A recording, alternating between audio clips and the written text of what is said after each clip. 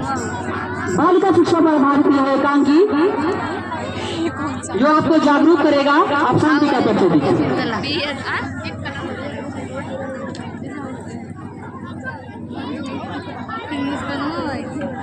यहाँ आनंदी अपने पिता से कुछ बातें कह रही है।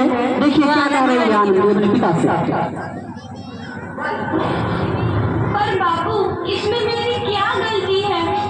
आप मुझे पढ़ाई करने क्यों नहीं देते? तेरी गलती है कि तू एक लड़की है। लड़का होती तो क्या बापू? लड़का होती तो क्या? लड़की, ज्यादा जबान ना चला, नहीं तो जबान अलग से खींचकर बाहर निकाल दूंगा। बापू, मैं पढ़ लिख कर कुछ बनना चाहती हूँ। मेरी पढ़ाई ना रोको बापू। आनंदी, तुझे पढ़ना है तो पढ़, लेकिन सारी उम्र बाप की छाती पर यूं बोझ बनकर ना बैठ। पर बापू, अभी तो मेरी उम्र पढ़ाई लिखाई की है। मुझे पढ़ लिख कर डॉक्टर बनना है। पढ़ाई पढ़ाई पढ़ाई, आज तो तेरी इन किताबों का काम तमाम करके ही छोड़ूंगा। ये ले। नहीं बापू, मत छोड़ो बापू। नहीं बापू, नहीं। बापू, ये तुमने क्या किया? तुमने मेरी इन किताबों को भी नहीं पढ़ा बापू। ये काफी किताबें ना सिर्फ छोरों के हाथ में अच्छी लगती है, लड़कियों के हाथ में तो सिर्फ मेहंदी अच्छी लगती है। पर बापू, मैं लड़की हूँ तो क्या हुआ? लड़का और लड़की तो हमारी दोनों आंखों के समान होते हैं। चुप कर आनंदी, सलमान कि अब तक जिंदा है तू। कहीं बचपन में गला दबाकर मार दिया होता तो यह तेरी बकबक नहीं सुननी पड़ती आज। पर बापू, मुझे तो ना मिलाना अच्छा ना लगे है। देख छोरी, जितना करती हो तू चूल्हा जलाना सीख ले, उतना ही अच्छा है तेरे लिए। और हाँ, तेरा ब्याह तो होगा, वो भी कल के कल। अपना जीवन है तुम्हारी यही कहानी। आंचल में है दूध और आंखों में है पानी। मुझे माफ कर दे बेटी, तेरे बापों के जिद के आगे मेरी एक न चलेगी। माफ कर दे बेटी, मुझे माफ कर दे। इस प्रकार मात्र 9 वर्ष की छोटी उम्र में आनंदी का विवाह गोपाल राव जोशी से हो गया। बाल विवाह एक सामाजिक कुरीति है और इस कुप्रथा का शिकार होना पड़ा आनंदी को। 5 वर्ष बाद आनंदी 14 साल की हो गई है। उसके घर एक शिशु ने जन्म लिया है। देखते हैं आगे क्या हुआ। देखिए ना, इसे क्या हो गया है? इसका माथा तो अंगार की तरफ तप रहा है। इसे तो बहुत तेज बुखार है। आप बिना कुछ भी बोलते हैं। दीजिए मुझे।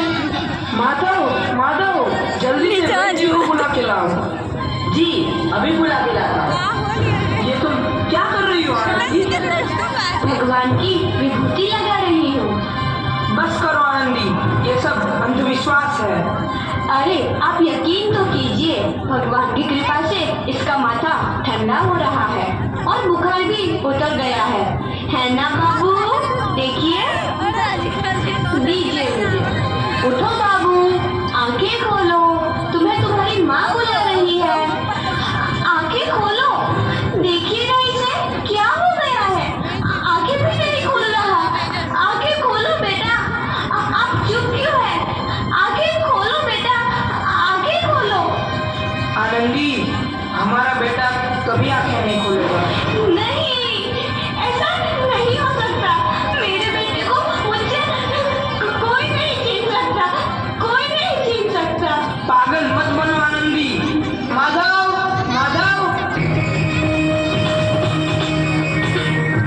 आनंदी, बंद करो ये पागलपन। भगवान ने मेरा बच्चा छीन लिया। भगवान ने नहीं, तुम्हारी अशिक्षा और अंधविश्वास ने तुम्हारा बच्चा छीना है। अगर तुम पढ़ी लिखी होती तो आज हमारा शिशु जीवित होता। तुम अनपढ़ थी आनंदी, अनपढ़। नहीं, अब मैं अनपढ़ नहीं रहूंगी मैं अनपढ़। मैं पढ़ूंगी ताकि कल किसी और आनंदी को इलाज के अभाव में अपना बच्चा ना खोना पड़े। शाबाश आनंदी, और यही तुम्हारे अपराध के लिए प्रायश्चित भी है।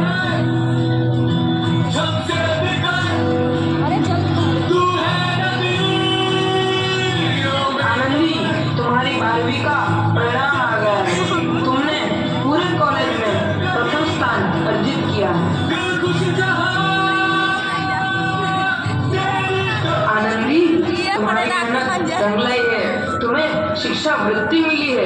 ये लो तुम्हारे अमेरिका जाने की टिकट। मुझे शिक्षावृत्ति मिल गई, मैं अमेरिका जा रही हूँ। पर ये सब मैं अकेले कैसे कर पाऊंगी? दीदी, अपने आप को इतना कमजोर क्यों समझ रही हो? फिर इतना पढ़ने लिखने का क्या फायदा? तुम अभी गवार की गवार नहीं हूँ मैं अब गवार।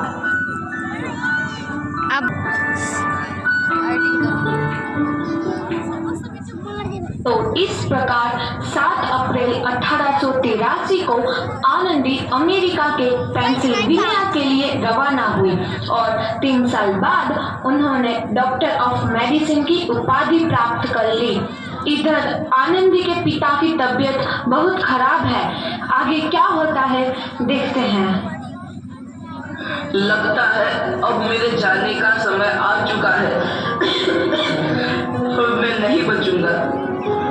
ऐसा मत बोलो। शहर के सिटी हॉस्पिटल में अमेरिका से डिग्री लेकर कोई बड़ा डॉक्टर आया है। एक बार वहाँ चलकर दिखा लेते हैं। हाँ, सही बोला भैया। कम से कम दिल को तसल्ली तो मिल जाएगी। हाँ हाँ, चलो चलो जल्दी हॉस्पिटल चलते हैं।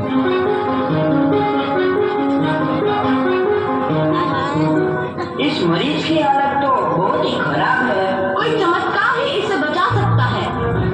ऐसा मत बोलो भाई। डॉक्टर साहब कब तक आ जाएंगे?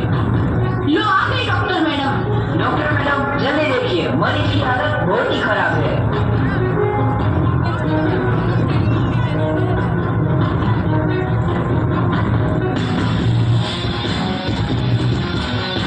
अब आप बिल्कुल ठीक है।